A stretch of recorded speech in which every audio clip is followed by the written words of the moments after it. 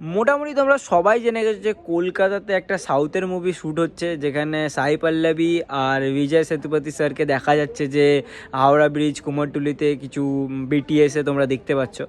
তো ভাই আমি একটা কথাই বলবো, মানে দেখো আমি যতদূর জানি কোনো মুভির কিন্তু এরকমভাবে ক্লিপস খুব তাড়াতাড়ি ভাইরাল হয় না, ঠিক আছে, ওরা খুব প্রাইভেসি মেনটেন করে।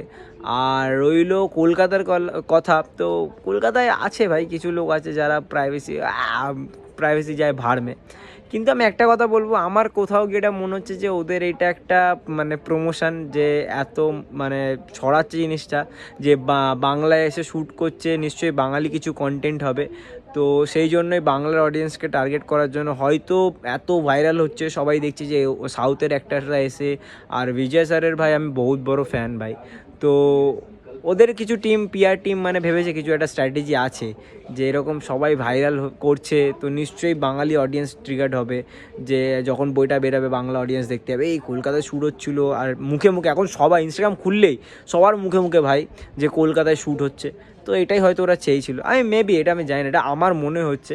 কিন্তু আই হোপ সব কিছু ঠিকভাবে হোক। কলকাতায় শ্যুট হচ্ছে, ভালো একটা সাউথের মুভি শ্যুট হচ্ছে কলকাতায়, ইটস গুড। আমি বলবো একটাই কথা, যে আমার মনে হচ্ছে এটা একটা প্রমোশন, হয়তো যে ওরা নিজেরাই টাকা লাগাচ্ছে না, যাতে সবাই এরকম ভিডিও করে ছাড়ছে, সবার মুখে মুখে থাকছে, এটা একটা প্রমোশন হয়ে যাচ্ছে।